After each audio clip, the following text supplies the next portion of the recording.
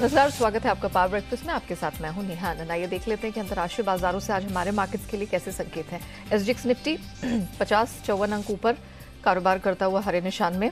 बाकी Asian markets पर नजर डालें तो निके में 200 अंकों से अधिक की स्ट्रेंथ दिखाई दी है और बाकी एशियन मार्केट्स भी कुछ हरे निशान के साथ ट्रेड करते हुए दिख रहे हैं। Dow futures flat to negative trade 19-20 अंकों की कमजोरी वहां दिखाई दे रही है और नास्डैक फ्यूचर्स भी सपाट रेंज बाउंड 5 अंकों की गिरावट के साथ कर रहा है कारोबार। घमासान कमोडिटी मार्केट में दिखा, जहां सोना चांदी, खासतौर से सोना तो चमक रहा है, लेकिन मेटल्स और कच्चे तेल में बहुत घमासान मूवमेंट देखने को मिला। निचले स्तरों से जरूर रिकवरी आई है, लेकिन महत्वपूर्ण संकेत कौन से, इन पर करेंगे फोकस। और दीपांशु हमारे साथ जुड़ चुके हैं पूरी डिटेल्स लेकर। दीपांशु, मॉर्निंग। क्या कुछ हुआ अंतर्राष्ट्रीय बाजारों में, क्योंकि कमोडिटी स्पेस में तो उठापटक दिखी है, फेड मिनट्स और बाकी सारे डेटा? कुछ दिन ऐसे होते हैं नेहा जब बाजार डिसाइड करते हैं कि सिर्फ पॉजिटिव न्यूज़ पर रिएक्ट करेंगे, कुछ दिन सिर्फ नेगेटिव न्यूज़ पर रिएक्ट करते हैं। डेटा का कोई लेना देना डेटा का कुछ लेना देना नहीं है, क्योंकि कल दोनों तरह के डेटा और कमेंट्री यूएस में आती हुई दिखी। बट कल यूएस के बाजारों ने डिसाइड किया कि हम सिर्फ और सिर्फ पॉजिटिव बातों पर ही रिएक्ट करेंगे और इसलिए आपने देखा बहुत उतार चढ़ाव वाला सेशन था, बहुत ही वॉलेटाइल सेशन था। But end of the day आपने करीब 130 अंक ऊपर डाउ को बंद होते हुए देखा। 400 अंक की रेंज में आपने वॉलेटाइल कारोबार देखा। नास्डैक में 0.5% की बढ़त थी और इनका जो रसल 2000 स्मॉल कैप इंडेक्स वो तो ज़्यादा आउट परफॉर्म कर रहा था, 1.25% ऊपर बंद हुआ।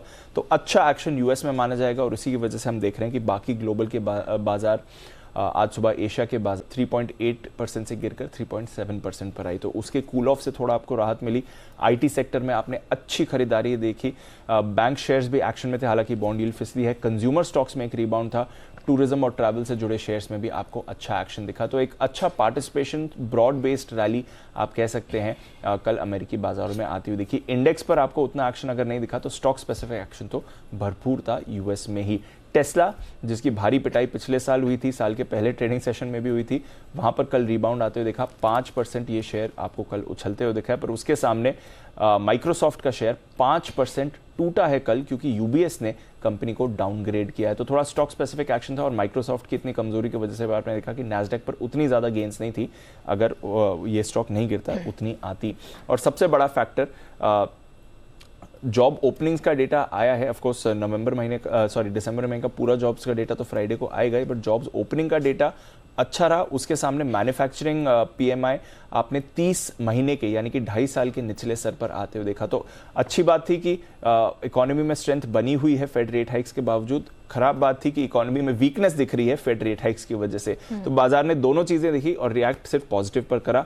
एक और चीज जो बाजार ने लार्जली कल इग्नोर करी है वो है आपकी फेड की सख्त कमेंट्री। फेड बैठक के मिनट्स आए थे जो पिछले महीने की पॉलिसी की थी। हालांकि फेड चेयरमैन ज्यादातर ये बातें कमेंट्री में अपने कह चुके हैं, बट फिर भी मिनट से हमें पता चल रहा है कि आने वाले कुछ समय तक ये जो हायर रेट्स हैं ये बढ़े रहेंगे। इनफैक्ट फेड प्लान कर रहा है कि आगे भी रेस्ट्रिक्टिव पॉलिसी रहेगी, क्योंकि महंगाई को काबू में लाना है और आगे भी अगर ज़रूरत पड़ेगी तो रेट्स बढ़ाए जाएंगे, क्योंकि उनका कहना है कि जो हमारा 2% का टारगेट है वहाँ तक इन्फ्लेशन को लाने में बहुत समय लग सकता है। काफ़ी सारी चीज़ें इन्फ्लेशन को लेकर हैं जो अभी भी स्टिकी हैं, अड़ी हुई हैं और उसे निकालने में बहुत टाइम लगेगा। तो फेड ने कहा है कि वो रेस्ट्रिक्टिव पॉलिसी जो है उनकी वो बनाए रखेंगे, हायर रेट्स बने रहेंगे और ज़रूरत पड़ी डेटा को देखते हुए तो रेट्स को बढ़ाया भी जाएगा। बट हाँ, ये उन्होंने माना है कि थोड़ा थोड़ा इम्पैक्ट आ रहा है रेट हाइक्स का। ऐसा नहीं है कि रेट हाइक्स का इम्पैक्ट नहीं हो रहा है, बट हमें ज़्यादा इम्पैक्ट ज़्यादा समय तक देखना है, तभी हम रेट्स कम कर पाएंगे। अगर समय से पहले हमने रेट्स कम कर दिए तो उसका भी एक इकोनॉमी के लिए खतरा बन सकता है। और कैटेगोरिकली उन्होंने कहा है कि 2023 यानी कि इस साल रेट्स कटौती की कोई संभावना नहीं है। तो कुछ भी ऐसा कमेंट्री में नहीं आया। हालांकि ऑफ कोर्स हमने ऑलरेडी फेड चेयरमैन से ज्यादातर ये बातें सुनी हुई हैं, बट फेड बैठक के मिनट्स में भी अन्य सदस्यों से भी कोई भी ऐसा संकेत नहीं आया कि आने वाले समय में इस पॉलिसी में कोई भी आपको ढील आती हुई दिख सकती है। डेटा डिपेंडेंट रहेंगे, बट हायर रेट्स बने रहेंगे। इस साल रेट्स कम करने की कोई संभावना नहीं है। हालांकि बाजार ने इस पर ज्यादा रिएक्ट नहीं किया। इनफैक्ट फेड मिनट्स के बाद तो हमने देखा कि थोड़ा एक्शन डाउ में बना ही, निचले स्तरों से थोड़ा रिकवर भी हुआ। बट ओवरऑल कुछ इंपॉर्टेंट डेटा और इंपॉर्टेंट कमेंट्री आई है। ऑफकोर्स सबसे इंपॉर्टेंट डेटा तो फ्राइडे को आने वाला है जो इनका जॉब्स डेटा रहेगा। इसके अलावा यूरोप में 2% का उछाल था। डॉलर इंडेक्स में थोड़ा एक्शन देखा है, 104 के ऊपर है। कमोडिटी बाजार में भरपूर एक्शन देखा है, जैसे आप बता भी रही थी। कल कच्चा तेल 5% टूटा है और ये 3-4 दिनों का एक्शन देखें तो 3 दशक में सबसे खराब साल की शुरुआत हम कच्चे तेल के लिए देख रहे हैं। 85-86 पर था towards end of last year, वहां से देखिए अब 78 पर आपके लिए ब्रेंट आ गया है। तो काफी तेज गिरावट आपने कच्चे तेल में पिछले 3-4 दिनों में देखी है। 3 हफ्ते के निचले स्तर पर ब्रेंट ट्रेड कर रहा है। नेचुरल गैस पर तो दबाव बना हुआ है। अमेरिका की वीकली इन्वेंट्री में 33 लाख बैरल की बढ़त देखी है। चीन में स्लो डाउन की या मांग की आशंका है, कोविड के अभी भी डर बना हुआ है। तो कल सारी नेगेटिव न्यूज पर हमने देखा कच्चा तेल रिएक्ट करते हुए दिखा। उसके सामने सोने में लगातार तेजी है, 7 महीने की ऊंचाई पर आ गया। कल 1870 तक गया था, अभी भी 1860 के आसपास आपको दिख रहा है, वहां पर एक्शन है। बट बाकी बेस मेटल जो है वहां पर कल कमजोरी देखी। एग्री कमोडिटीज में भी आपने गिरावट आती हुई देखी डॉलर की स्ट्रेंथ की वजह से। तो सोने ने रिएक्ट किया बट बाकी में गिरावट। तो हमारे लिए अच्छी बात है कि अमेरिकी बाजार अच्छे दिख रहे हैं, बाजार पॉजिटिव न्यूज पर ज्यादा रिएक्ट कर रहे हैं। ऑफ कोर्स कच्चा तेल 5% फिसला है, ये तो बहुत बड़ी राहत है। ओके, मतलब डेटा वही लेकिन रिएक्शन अलग अलग, चाहे वो इक्विटी हो या फिर कमोडिटी क्लास। ओके, चलिए, थैंक यू दीपांशु, वो पूरी डिटेल दर्शकों के सामने रखने के लिए। आइए आगे बढ़ें, उससे पहले देख लेते हैं कि कल यानी कि बुधवार को संस्थागत निवेशकों का प्रदर्शन कैसा रहा। इंटरेस्टिंग बात यह है कि घरेलू संस्थागत निवेशक हैं वो बिल्कुल पीछे नहीं हट रहे हैं। 775 करोड़ की खरीद का फिगर, और अब तक लगातार हमने यहाँ से इस स्पेस से खरीदारी आते हुए देखी है। लेकिन प्रेशर एफआईआईज की तरफ से दिखा है, कैश हो या एफएनओ स्पेस 2620 करोड़ और तकरीबन 4000 करोड़ की बिकवाली का फिगर हमने बनता हुआ देखा है, जहां तक संस्थागत निवेशकों का सवाल है। आइए अब जान लेते हैं कि जिस प्रकार के ग्लोबल संकेत मिलते हुए दिखाई दे रहे, जो इक्विटी स्पेस है तो काफी बेहतरीन है, उन सब के मद्देनजर आज हमारे मार्केट्स कैसे रिएक्ट करेंगे, इन सब पर बात करने के लिए जी बिजनेस के मैनेजिंग एडिटर अनिल सिंह भी हमारे साथ जुड़ चुके हैं।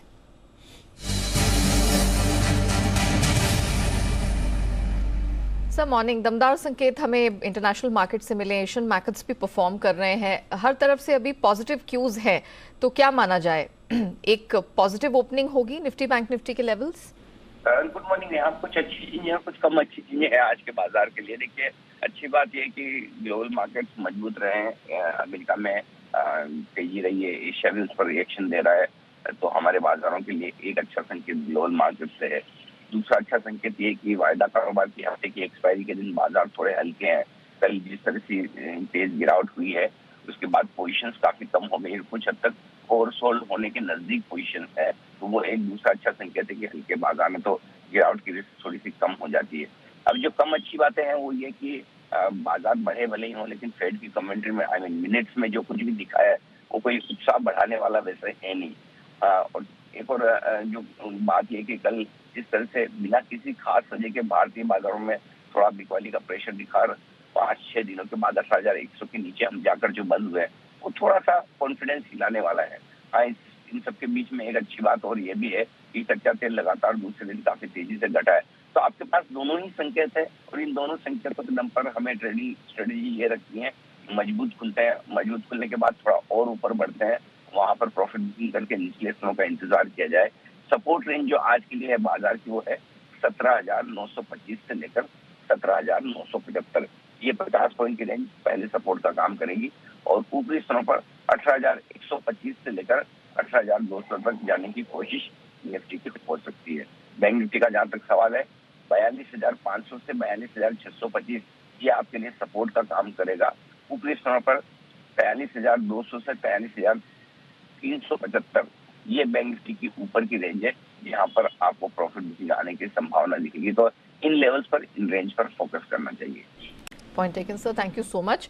तो लेवल्स आपके सामने एक बार फिर से रख देते हैं, 17,925 से 975 ये आज एक सपोर्ट रेंज का काम करेगा, जबकि अपर बैंड जो है वो 18,200 तक स्ट्रेच होती हुई दिखाई दे रही है। 42,500 से 625 सपोर्ट रेंज बैंक निफ्टी की होगी, और अपर बैंड है वो 43,375 तक स्ट्रेच होती हुई आज ब्रॉडर मार्केट्स में नजर आ रही है। आइए जान लेते हैं खबरों के दम पर किन स्टॉक सेक्टर्स में दिखेगा एक्शन। अरमान जुड़ चुके हैं हमारे साथ। अरमान, मॉर्निंग, महत्वपूर्ण ट्रिगर्स आज के लिए और कमाई किन स्टॉक सेक्टर्स में आज होती दिख रही, कैसी खबरें? बिल्कुल, काफ़ी सारी खबरें और बिजनेस अपडेट्स भी हैं। अगर आप ट्रिगर्स की बात करें तो डीएफएम फूड्स पर ध्यान रखिएगा, क्योंकि जो काउंटर ऑफर डीलिस्टिंग का वो बंद होता हुआ दिखेगा। 11 बजे केमिकल और फर्टिलाइजर पर संसद के स्थितीय समिति की जो बैठक है वहां पर भी आपको ध्यान रखना है। ग्लोबल के हिसाब से यूएस का ट्रेड डेटा आता हुआ दिखेगा। अब खबरों पे आ जाते हैं। सबसे पहले बिजनेस अपडेट की बात करें तो बजाज फाइनेंस पर बिजनेस अपडेट आता हुआ दिखा है, जिसमें एयूएम अगर आप देखेंगे वाई लगभग 27% बढ़ा है। वहीं अगर आप डिपॉजिट्स की बात करेंगे, डिपॉजिट बुक में भी 41% का उछाल है। और अगर आप बात करें ओवरऑल जो कंपनी अगर कैपिटल एडिक्वेसी रेशियो की बात करें वो 25% पर आती हुई दिखी है। आरबीएल बैंक, वहां पर भी बिजनेस अपडेट है। एडवांसेज में 14% की बढ़ोतरी है और डिपॉजिट्स में 11% की बढ़ोतरी है और कासा रेशियो की अगर बात करेंगे वो 34.4% से बढ़कर 36.6% हो गया है। मैरिको बिजनेस अपडेट वहां पर भी है, जहां पे उन्होंने कहा है कि Q3 में अगर आप कौन रेवेन्यू ग्रोथ लो सिंगल डिजिट जो है वहां पर रह सकती है और भारत में business volume growth mid single digit के आसपास जो है वो रह सकता है। हालांकि उनका यह भी कहना है कि इंटरनेशनल बिजनेस में हाई सिंगल डिजिट ग्रोथ जो है वो रही है। M&M फाइनेंशियल सर्विसेज, जहां पे आरबीआई ने कंपनी पर जो प्रतिबंध लगाया था, आपको ध्यान हो जो पहले प्रतिबंध लगाया था कि वो आउटसोर्स अरेंजमेंट से जो रिकवरी है उस पर प्रतिबंध लगा दिया था और वो जो प्रतिबंध है अब आरबीआई ने वापस ले लिया है। आईआरबी इंफ्रा डेवलपर्स, जहां पे अगर आप बोर्ड ने शेयर विभाजन की जो पहले खबरें थी और जो शेयर विभाजन पर बोर्ड ने बताया है कि शेयर विभाजन एक शेयर के बदले अब 10 शेयर्स में विभाजन करने की मंजूरी दे दी है। और अंत में बीएफ इन्वेस्टमेंट, जो डीलिस्टिंग प्रस्ताव के लिए बोर्ड द्वारा मंजूरी नहीं मिली है और डीलिस्टिंग रेगुलेशंस के कुछ नियम है उसके चलते जो है वो मंजूरी नहीं मिली है। Okay Arman, thank you so much हमारे साथ जुड़ने के लिए, डिटेल्स रखने के लिए। आइए जान लेते हैं आज की ट्रेडिंग कॉल्स। चॉइस ब्रोकिंग से करेंगे शुरुआत। कैप्टन पॉइंट, यहाँ पर खरीदारी की रिकमेंडेशन आई है। स्टॉप लॉस लगाना है 728 का, टारगेट 776 का मिल जाएगा। आनराठी सिक्योरिटीज, इंडिया सीमेंट्स खरीद के चलने की सलाह आ रही है। इस बाइंग स्ट्रैटेजी में आपको स्टॉप लॉस लगाना है 214 का, टारगेट 235 का रहेगा। वहीं अंत में सेंट्रम ब्रोकिंग, इनकी तरफ से HPCL खरीद के चलने की सलाह है। इस स्ट्रैटेजी में स्टॉप लॉस 237 का होगा, टारगेट आपको 250 का मिल जाएगा। आइए जान लेते हैं कि अब एक्सपर्ट्स की राय आज के बाजार के लिए कौन सी बन रही है। वीकली एक्सपायरी कहां होती हुई दिखाई दे रही है, किन शेयरों में सेक्टर्स पे करना है आपको फोकस, सब पर बात करने के लिए SMC ग्लोबल के मुदित गोयल हमारे साथ शो में शामिल हो चुके हैं। मुदित जी, मॉर्निंग, बहुत स्वागत है। सबसे पहले तो ब्रॉडर मार्केट्स पे फोकस कर लेते हैं। कल जो अच्छी खासी गिरावट लेकर निफ्टी, बैंक निफ्टी बंद हुए हैं, आज क्या रणनीति अपनाएं, वीकली एक्सपायरी कहां कटती दिख रही है? Good morning Neha ji, good morning everyone. देखिए, वीकली एक्सपायरी तो हमें लग रहा है कि आज हायर साइड पर कटती हुई नजर आएगी। करीब 18,150 से लेकर 18,200 तक के अपसाइड मूव निफ्टी दिखा सकता है। लेकिन मैं ऐसा इसलिए कह रहा हूँ क्योंकि अगर हम देखेंगे दिसंबर सीरीज में ही इस तरह का करेक्शन देखने को मिला था। करीब 23 दिसंबर को आप देखिए मार्केट में इसी तरह का फॉल आया था, सारी पोजीशंस कट गई थी और उसके बाद नेक्स्ट डे से मार्केट में बढ़िया मूवमेंट देखने को मिला। तो हमारा ऐसा मानना है जो लोगों ने ओवरबॉट पोजीशन की हुई थी वो कल के सेशन में कटती हुई नजर आई हैं और हमें लगता है यहीं से मार्केट में एक अच्छा अपसाइड मूव देखने को मिल सकता है, क्योंकि 18,000 और 17,950 के आसपास मेजर सपोर्ट बना हुआ है। तो हमारा ऐसा मानना है कि आज के सेशन में अच्छा अपसाइड मूव आ सकता है। 18,150 तक के अपसाइड मूव के लिए निफ्टी में बाइंग करके चल सकते हैं। स्टॉप लॉस रहेगा 18,000 का। बैंक निफ्टी की बात करते हैं तो देखिए, बैंक निफ्टी ने कल के सेशन में जो लो बनाए थे वही लो से बैंक निफ्टी को बिलोंग करके चल सकते हैं, क्योंकि अगर लास्ट 4-5 सेशन की बात करते हैं तो 42,800 42,850 के आसपास बैंक निफ्टी में मेजर सपोर्ट बना हुआ है। तो 42,850 के स्टॉप लॉस से बैंक निफ्टी में भी लॉन्ग करके चल सकते हैं। आज के लिए बाउंस वर्क में 43,200 तक के अपसाइड मूव निफ्टी बैंक दिखा सकता है। तो अपर बैंड की तरफ ही यहाँ पर हम एक्सपायरी करते हुए देखेंगे। 18,200 के पास निफ्टी, तो 43,200 250 के पास बैंक निफ्टी में अच्छी स्ट्रेंथ बनती हुई आज के सत्र में दिख रही है। लेकिन कल सेक्टोरली हमने देखा लाल निशान लेकर ही मार्केट बंद हुआ है। मेटल, रियल्टी, ये कुछ ऐसे पॉकेट्स हैं जो ज़्यादा प्रभावित रहे हैं। मुझे ज़रा बताइए कि कल जैसे JSW स्टील, हिंडाल्को, कोल इंडिया सब में इतना प्रेशर देखने को मिला, क्या आज भी मेटल थीम पे फोकस करना है, शॉर्ट्स के मौके यहीं देखने हैं या ये एरिया बिल्कुल अवॉइड? नहीं, देखिए मैं क्लियर कट बोलूंगा, आज शॉर्टिंग अपॉर्चुनिटी ढूंढनी ही नहीं है। आपने देखा कल मेटल में सबसे ज्यादा करेक्शन क्यों देखने को मिला, क्योंकि बीते अगर आप 8-10 सेशन उठाएंगे तो मेटल में ही सबसे ज्यादा आउट परफॉर्मेंस हुआ था, तो वहां पे कल प्रॉफिट टेकिंग होती हुई नजर आई है। आज हमें उन सेक्टर्स को चूज करना है जहां पर अभी तक कोई बड़ा अपसाइड मूव देखने को नहीं मिला है। मिसाल के तौर पर बताऊंगा IT स्टॉक। IT सेक्टर को आप देखिए, लगातार अंडर परफॉर्मेंस और साइडवेज मूवमेंट बना हुआ है IT स्टॉक्स में। अगर थोड़ा सा भी मार्केट में पॉजिटिव रुझान आज के सेशन में देखने को मिलता है, हमें लगता है कि पूरी जनवरी सीरीज में IT सेक्टर आउट परफॉर्मेंस दिखा सकता है। तो अगर आपको कोई ट्रेड बनाना है तो आप IT स्टॉक्स में बाय ट्रेड बना सकते हैं। अदरवाइज जो थीम कंटिन्यू है बजट से पहले फर्टिलाइजर स्टॉक, वहां पे आप फोकस कर सकते हैं। तो फर्टिलाइजर और IT space in particular being an under performer अभी पिछले कुछ समय में, बीते साल खासतौर से, वहां पर लगता है कि ये पूरे महीने आपको फोकस करके खासतौर से ब्लू चिप्स में चलना चाहिए। और फर्टिलाइजर ऑफ कोर्स वो तो एक ट्रेडिशनल थीम है बजट से पहले। मुझे ये बताइए कि आपकी आज की बेस्ट पिक्स कहां से आएंगे? देखिए, सबसे पहला स्टॉक तो रहेगा फर्टिलाइजर सेक्टर से GNFC। कल के सेशन में भी ये मॉर्निंग वाले शो में हमने दिया था और वहां पर टारगेट हासिल होते हुए नजर आए हैं। हमें लगता है आज अगर सारा सब कुछ सही रहता है तो स्टॉक में एक अच्छा अपसाइड मूव देखने को मिल सकता है। तो GNFC को लॉन्ग करके चल सकते हैं 592 के टारगेट्स के लिए। स्टॉप लॉस रहेगा 575 का। दूसरा रहेगा एक दिग्गज कंपनी मारुति। मारुति में बाइंग अपॉर्चुनिटी नजर आ रही है क्योंकि स्टॉक में काफी करेक्शन आया। 9800 से स्टॉक में 8100 तक की डाउन साइड दिखाई है। उसके बाद लास्ट 10-12 सेशन से जो कंसोलिडेशन हुआ उसका ब्रेकआउट कल के सेशन में आया, लेकिन वो होल्ड नहीं हो पाया है। लेकिन जो जिस तरह से भी चार्ट्स बने और वॉल्यूम एक्टिविटी नजर आ रही है, लग रहा है कि यहाँ से एक अच्छा अपसाइड मूव दिखा सकता है। स्टॉक में हाईली ओवरसोल्ड टेरिटरी में ये काउंटर ट्रेड हो रहा है, तो बाउंस बैक के चांसेस बहुत ज्यादा है। 8550 के टारगेट्स के लिए मारुति को लॉन्ग करके चल सकते हैं। स्टॉप लॉस रहेगा 8370 का। Okay Mudit ji, thank you so much हमारे साथ जुड़ने के लिए। ब्रॉडर मार्केट्स में तो स्ट्रेंथ दिख रही है। ये चुनिंदा स्पेसेस हैं, ऑटो स्पेस के दिग्गज Maruti and of course fertiliser space in flavour है। तो यहाँ पर भी GNFC पर फोकस करके चले। 592 का टारगेट GNFC में। तो मारुति सुजुकी में 8550 तक का लेवल आज के ट्रेडिंग सेशन में आपको देखने को मिल सकता है। मुदित ji, thank you so much हमारे साथ जुड़ने के लिए, इक्विटी स्पेस में कमाई के मौके दर्शकों के सामने रखने के लिए। अब बारी आती है कमोडिटी बाजार की, और यहाँ कम घमासान देखने को नहीं मिला है। साल की जबरदस्त शुरुआत हमने होते हुए देखी है, फिर चाहे वो बुलियन हो, मेटल हो, कच्चा तेल हो। अब समझने वाली बात यह है कि आज क्या करना है। बात करने के लिए IIFL सिक्योरिटीज के अनुज गुप्ता हमारे साथ जुड़ चुके हैं। अनुज, सबसे पहले तो गोल्डन गोल्ड के साथ शुरुआत करते हैं। 7 महीने की ऊंचाई पर है, लगातार स्ट्रेंथ हम कह सकते हैं कि पिछले क्वार्टर से ही जारी है। आज क्या किया जाए? 56,000 के पार, अगला पड़ाव 57,000। Neha ji, good morning. देखिए, इंटरनेशनल मार्केट में देखें तो $1855 के ऊपर सक्सेसफुली ट्रेड कर रहा है। और अगर हमने कल देखा था कि 56,000 के लेवल टेस्ट किए, तो डेफिनेटली जो नेक्स्ट टारगेट रहेगा वो 56,500 से लेकर 57,000 का रहेगा। इंटरनेशनल मार्केट में एक्सपेक्ट है कि करीबन $1865-1870 तक के लेवल देखने को मिल सकते हैं। तो कहीं ना कहीं जो ट्रेंड बना है गोल्ड और सिल्वर में वो पॉजिटिव है। कल हालांकि हमने 56,000 पे टेस्ट होने के बाद थोड़ी सी एक प्रॉफिट बुकिंग देखी हायर लेवल में, बट जो ट्रेंड अभी भी बना हुआ है वो अभी पॉजिटिव में है। हमें लगता है कि यहाँ पर खरीदारी का ही ट्रेड देखने को मिलेगा और जल्दी ही हम 56,500 से लेकर 57,000 तक के लेवल गोल्ड में आते हुए देखेंगे। तो डेफिनेटली ट्रेंड पॉजिटिव है, तो बाई साइड में ही रिकमेंडेशन है हमारी। ओके, क्या यही कॉन्फिडेंस आपका चांदी में भी बन रहा है? क्योंकि कल $24.60 का लेवल छूने के बाद फिर एक स्विफ्ट करेक्शन आया है, $24 के नीचे है, तो यहाँ क्या सलाह होगी? अगर हम सिल्वर को देखें तो थोड़ा सा क्यूज बेस मेटल से लिया है। कल हमने बेस मेटल में कल गिरावट आते हुए देखी थी, और जिस तरीके से एक स्लो डाउन की और एक रिसेशन वाली बात हम यहाँ पे देख रहे हैं, उसकी वजह से कहीं ना कहीं बेस मेटल की डिमांड को हर्ट हुआ है और हमने कल एक गिरावट आते हुए देखी। तो उसकी वजह से सिल्वर में थोड़ा सा एक हमने डेंट आते हुए देखा, बट अभी भी सिल्वर एज कंपेयर गोल्ड के मुकाबले मुझे लगता है कि आउट परफॉर्म करेगा। बट शॉर्ट टर्म में गोल्ड डेफिनेटली शाइन करता हुआ दिखाई देगा, बट साथ साथ हमें लगता है कि गोल्ड के साथ साथ सिल्वर के अंदर भी मोमेंटम रहेगा। तो सिल्वर में भी खरीदारी की सलाह रहेगी।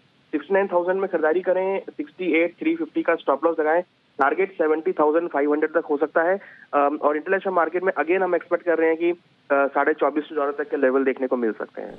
अच्छा, कच्चे तेल में क्या करें? साल की शुरुआत तो मतलब कई दशकों में सबसे खराब रही है। लगातार 3 ट्रेडिंग सेशन जैसे ही मार्केट खुला नए साल में, हमने लगातार उसमें गिरावट देखी।